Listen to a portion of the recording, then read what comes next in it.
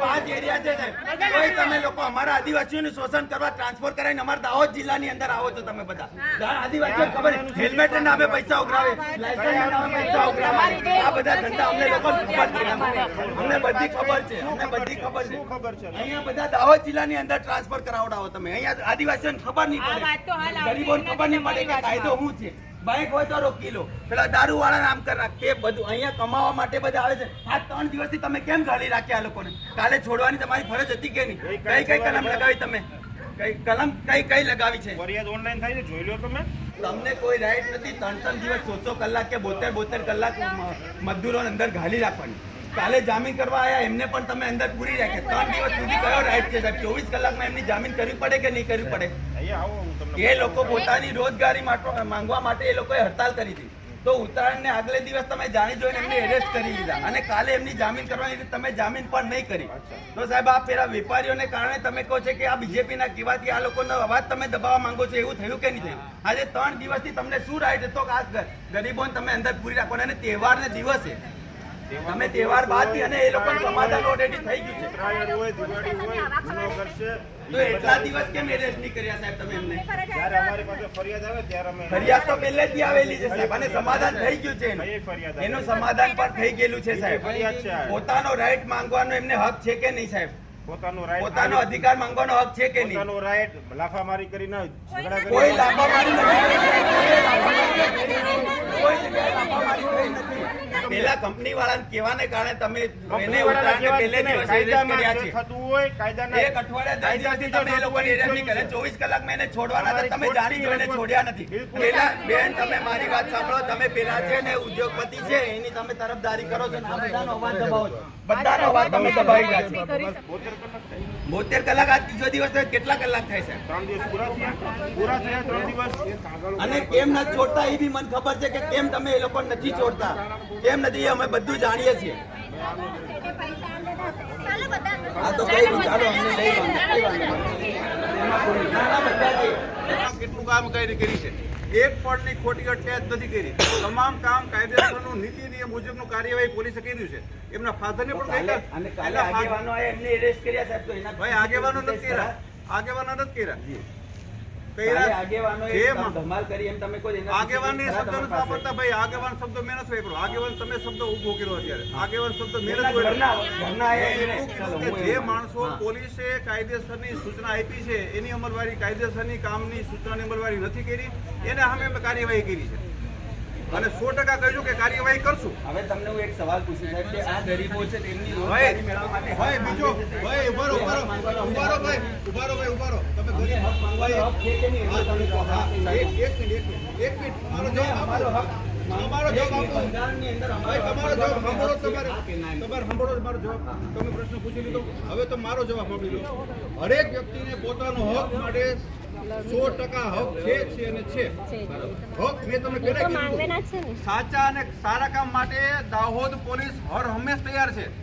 સાંભળો ભાઈ મિસ્ટર પેલા હવે એકવાર કહું છું, જ્યારે મારી વાત જ્યાં સુધી પૂરી ન થાય ત્યાં સુધી હવે આડ વાત બોલતા નહીં. ઓકે ચાલો બોલો. કોઈ પણ ને કહું છું, તમામ લોકો યુવાનો ઉભા બધાને કહું છું, દાહોદ પોલીસ તમારા માટે દરવાજા ખુલ્લા છે, તમારી તકલીફ માટે ખુલ્લા છે, સાચા અને સારા કામ માટે પોલીસ અહીંયા હાજર છે. ભાઈ સાંભળો ભાઈ બધું સાંભળી લો. પણ જે તોડાશાહી કરે છે, લુખાગીરી કરે છે, દાદાગીરી કરે છે, કોઈ પણ પ્રકારનું રિસર્ચ કરશે એની અમે કાર્યવાહી કરશું. ભાઈ મિસ્ટર એકવાર કહું છું સાંભળી લો ને ભાઈ. નો વાત કરી હોય તો મુજબ પૂરું કરીએ. જ્યારે વાત કરું છું વાત પૂરી કરવા દો. વચ્ચે નહીં બોલો તો તમે નેતા નથી સાહેબ. નેતા નથી, હું તમને જવાબ આપું છું. એમને વાત કરવી છે ક્યાં? એમને વાત કરવી છે ક્યાં? કરવી છે તમારે? વાત કરી રહ્યા ને. હા તો હું તમને જવાબ આપું છું ને. એક વાત તો બાધ્ય તેલ ભરીશ તમારું. એક કામનું કરીશ. મેં એ છોકરાઓને એને ભૂલ સ્વીકારી, એમને અમારી પાસે ભૂલ સ્વીકાર્યા પછી છોકરાઓને પણ મેં કીધું કે તમને જો ખરેખર પશ્ચાતાપ થતો હશે, તમને ખરેખર હૃદયથી એમ થતું હશે કે અમારી ભૂલ થઈ ગઈ છે, એને માફીનામું પણ લેખિતમાં આપ્યું છે. આ માફીનામું મેં જોયું. બરાબર. એને એની ભૂલનો અહેસાસ થાય 100% થતો હશે તો મહિના 15 દિવસ પછી તમને વર્તનો વ્યવહાર સારો હશે તો અમે તમારા માટે ભલામણ કરશું કે ભાઈ આ છોકરાની ખરા અર્થમાં આવી ભૂલ થઈ છે, તમારા માટે યોગ્ય રસ્તો કાઢ્યો કંપની સાથે. અમારું કામ નથી, છતાંય માનવતાના ધોરણે કીધું છે. મને ખબર છે કે એમાંથી એક પણ કરોડપતિ નથી, એક પણ એવો નથી જેના ઘરમાં પૈસા ઢગલો વધી ગયા હોય છે. એની માણસાઈને જ લઈને એની વ્યક્તિગત પરિસ્થિતિ જોયા પછી એ બંને છોકરાઓને મેં કીધેલું, આ શબ્દ કીધેલા હતા અને એને 100% હું તમામને કહું છું, આ શબ્દ ઉપર અમે ખરા ઉતરશું, રહીશું. પણ એના માટે કોઈ એવું માનતું હશે કે અમે ફેક્ટરીમાં જઈને અમારી ઈચ્છા મુજબ કામ કરશું, અમે આમ કરશું, અમે તેમ કરશું, એ નહીં ચાલવા દે. કે તમે માનશો કે આ કંપનીમાં દેકારો કરવાથી, તોડફોડ કરવાથી, ખોટું કરવાથી કરશો તમે, તો 700 માણસો કંપની આપશે કોને રોજી રોટી? એટલે જ કહીએ છીએ કે તો પછી તમારે કામ માંગ્યો છે સાહેબ, તો એમને કાલે તમારે છોડ દેવાનું છે. ભાઈ, કાયદેસર કાયદા મુજબ કામ કરે. તમારી કે કંપનીની માંગણી મુજબ કામ ન કરે. કાયદા મુજબ જ કામ કરે. એમાં તમે બીજા કોઈ પ્રકારમાં પરિસ્થિતિમાં ન પડો.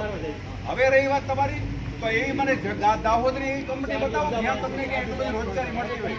કંપનીનો માલિક પોતે ભાઈ એવું કહે છે કે માઉન્ટ ઘરે એવું આવી ગયું છે. અને જો તમે નુકસાની બને સાહેબ, તો અમને ઇન્ડસ્ટ્રી તમે આ લોકો મને ડરાવી ધમકાવી દો તો કંપની વાળા ભાઈ એમના હક માંગવાના જ નથી સાહેબ. આ લોકો અમે એને ડર્યા છો, કંપની દર માંગવા નથી કીધું. આ તમે ડરાવી દીધા, ધમકાવી દીધા. પોલીસ સ્ટેશને ટોળા લઈને આવવાની કોઈ જરૂર નથી. એક માણસ આવશે, સામાન્ય વ્યક્તિ કોઈ રસ્તો કાઢશું. ટોળા આવશે તો ટોળામાં 100% કડક કાર્યવાહી જ કરશું. પોલીસને દબાવવાની ટ્રાય કરશો. પોલીસ નથી, પોલીસ અમને દબાવે છે. પોલીસ અમને દબાવે, અમે પોલીસને નથી. અમારી અમે પોલીસ તાકાત નથી, પોલીસને અમે દબાવે છે. તમારી તાકાત નથી, પણ છતાં તમે પ્રયત્ન કરી રહ્યા છો. નથી કરતા અમે નથી. આજ ત્રીજો દિવસ અને છે. બે દબાણ કોઈ દિવસ નહીં થવા દે. સમાધાન થઈ ગયું 7 દિવસ પહેલા, બરાબર 60 જગ્યા હતી, 700 ફોર્મ ભરાણા, 300 રૂપિયા પર ડે નો પગાર હતો. એ ગઈકાલ સરકાર વધે 450 કરી નાખ્યો, બરાબર. 9000 તો 13000 સુધી. એના કરતા વધારે પગાર ઓલરેડી મળી રહ્યો છે. હવે સ્થાનિક રોજગારી મળે છે. આપણે એક વાર આપણે સ્થાનિક રોજગારી મુદ્દા આપણે પરેલમાં સંઘર્ષ કરીએ છીએ, અન્ય જગ્યાએ સંઘર્ષ કરીએ છીએ, બધી જગ્યાએ આંદોલન કરીએ છીએ. હવે સ્થાનિક રોજગારી મળશે, અને રોજગારી સ્થાનિક મળશે તો એના છોકરાએ ભણી શકશે. કાંઈ અમે નહીં આવવાનું કારણ તમને ખાલી જો કાલે આ લોકો બધા મને બોલાવતા હતા, પણ અમે કીધું કે 24 કલાક થયા એટલે કાલે જામીન થઈ જશે. પણ કાલે જામીન નહીં થઈ એટલે પાછા આજે ત્રીજો દિવસ થયો અને ઓલરેડી આજે સુપરવાઇઝર છે સાહેબ, એમને સમાધાન થઈ ગયેલું છે. ઓલરેડી કંપની માલિક સાથે સમાધાન થઈ ગયેલું છે સાહેબ. અને ઉત્તરાયણને આગલે દિવસ આ લોકોને સમાધાન થયું તો ફરિયાદ શા માટે આપે કંપની માલિક? 6 તારીખે એ લોકોએ આપ્યું, પછી સમાધાન થઈ ગયું છે. ફરિયાદ શા માટે આપે? 6 તારીખે આપી છે. ફરિયાદ શા માટે આપે? 6 તારીખે આપી છે. ફરિયાદ શા માટે આપે? સમાધાન થઈ ગયું એની કંપની માલિક સાથે સવારમાં. ફરિયાદ કોણ આપે? કોઈ માણસ જો એને સમાધાન આજે ત્રીજો દિવસ થયો છે એટલે અમે ફરિયાદ કોણ આપે? સમાધાન એવું કોઈ અમારા ધ્યાનમાં આવ્યું નથી. ભાઈ, સમાધાન થયું અમે કઈ? આ લોકો કઈ રીતે પોતાનો ન્યાય માંગશે એમ? અરે અમે ન્યાય માટે છીએ હર્ષિતભાઈ, અમે કોઈના વિરોધી નથી, કોઈના સમર્થન માટે. બહુ સ્પષ્ટ છે તમને, હું તમને એટલું કહું કે કોઈ માણસ સમાધાન થઈ ગયું તો ફરિયાદ માટે શા માટે આવે? કાલે તો સાહેબ એરેસ્ટ કરી લીધા બીજાને. કાલે એમના ઘરવાળાએ એમને ફરી એરેસ્ટ કરી લીધા. 6-7 બાઈકો 7,000 હજારનો વેમો આલી દીધો સાહેબ. તો એ ક્યાંનો ન્યાય? એમ તો તમે કહો. અરેસ્ટ શા માટે?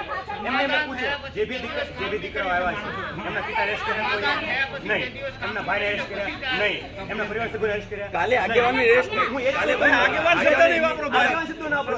ક્યાંના ફાધર આવ્યા? આને એરેસ્ટ કર્યા? બીજા કોને એરેસ્ટ કર્યા કાલે બધા? ભાઈ, તમે હતા જ ને? કાલે ફરી એરેસ્ટ કર્યા. તમે ક્યાં હતા જ ને? ભાઈ, આ ભાઈ ઓળખો છો તમે? હા, દીનાભાઈ. અરે, ભાઈ, તમે બાજુ બેઠા હતા. અરેસ્ટ કર્યા? શા માટે નહીં કર્યા? શા માટે નહીં કર્યા? શા માટે તમે નહીં કર્યા? તમે સહકાર આપો તંત્રને, તમને સૂચના આપી કાયદેસર, તમે એનું પાલન કર્યું નથી કર્યા. જે લોકો સમાધાન થયા બાદ 2 દિવસ કામ પણ આ લોકોએ કર્યું સાહેબ કંપનીમાં. સમાધાન થયા બાદ 2 દિવસ કામ કર્યું આ લોકોએ. પણ ઉત્તરાયણ આવવાથી જાણીને આ લોકોને એરેસ્ટ કર્યા. સાહેબ, સમાધાન થઈ ગયું તો પછી ઉત્તરાયણ બાદ તમે એમને એરેસ્ટ કરી લેતા ક્યાં ને આ અને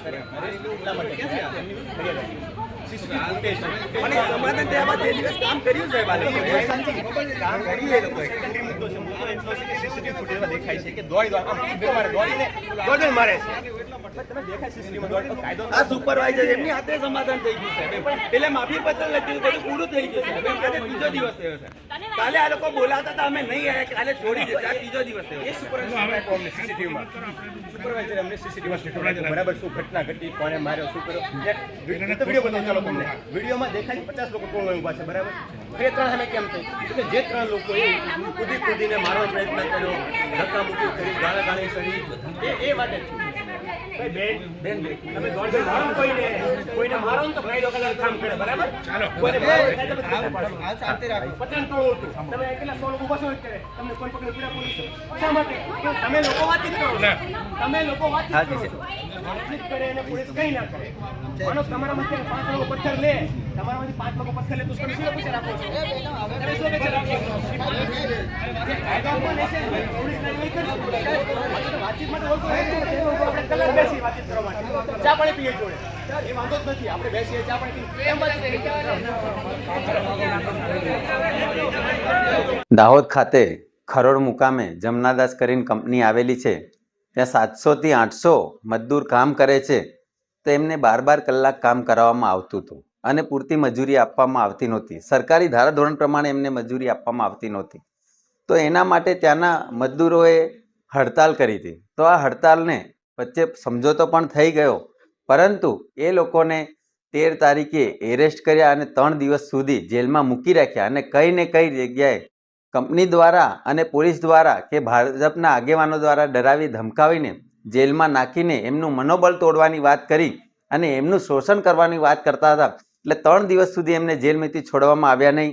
કાલે અમુક આગેવાનો પણ મળવા ગયા હતા, તો એમને પણ પોલીસ દ્વારા અંદર જેલમાં મૂકવામાં આવ્યા અને એમની ગાડીઓ છે એને ડિટેન કરવામાં આવી અને 7-7, 8-8, 10-10 હજારનો દંડ ફટકારવામાં આવ્યો. એમ કરીને પોલીસ ક્યાં ને ક્યાં મેળા પીપણીઓ કરે છે, ક્યાં ને ક્યાં ભારતીય જનતા પાર્ટીની ફેવર કરે છે, ક્યાં ને ક્યાં એ ઉદ્યોગપતિની કે એ વેપારીની ફેવર કરે છે અને આદિવાસી ગરીબ દલિત કે સામાન્ય જે મજૂરી કરે છે એમનો અવાજ દબાવવાની કોશિશ કરે છે એવું લાગતું હતું અમને.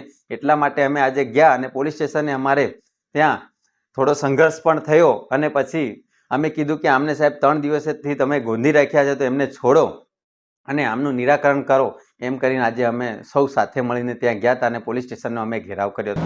બનાવની હકીકત એ પ્રકારની છે કે પરમ દિવસે 13 તારીખે દાહોદ રૂરલ પોસ્ટેના જે ખોરદ વિસ્તાર છે એ વિસ્તારમાં એક ફેક્ટરી આવેલી છે જમનાદાસ ઇન્ડસ્ટ્રીઝ. ત્યાં કંપનીની બહાર અમુક લોકોને મારામારી, ધાકધમકી અને ગાળાગાળી કરી હતી. એ લગતની ફરિયાદ નોંધાઈ હતી. એ ફરિયાદના આધારે દાહોદ રૂરલ પોસ્ટ દ્વારા સીસીટીવી ફૂટેજ મળી આવ્યા હતા. એ સીસીટીવી ફૂટેજને ધ્યાનમાં રાખી અને જે બી જવાબદાર લોકો છે એમના વિરુદ્ધની કાયદેસરની કાર્યવાહી થઈ છે. જેમાં 2 લોકોને અટક કરવામાં આવ્યા છે અને અન્ય લોકો છે જરૂરી લોકો એમને અટકાયત પગલાં લેવામાં આવેલા છે, જેમની તપાસ હાલમાં ચાલુમાં છે. અને આજ રોજ છે એ અમુક રાજકીય આગેવાનો અને અન્ય લોકો હતા એ એમના પ્રશ્ન લઈ અને આજે શા માટે અટક કર્યા છે એ બાબતે આવ્યા હતા. તો જેમની સાચી સમજ કરવામાં આવેલી છે અને વિડીયોગ્રાફી પણ બતાવવામાં આવેલી છે. અને અન્ય કોઈ પ્રશ્ન છે તો પોલીસે પોઝિટિવ રીતે નિકાળવાનો પ્રયત્ન કરાવશે.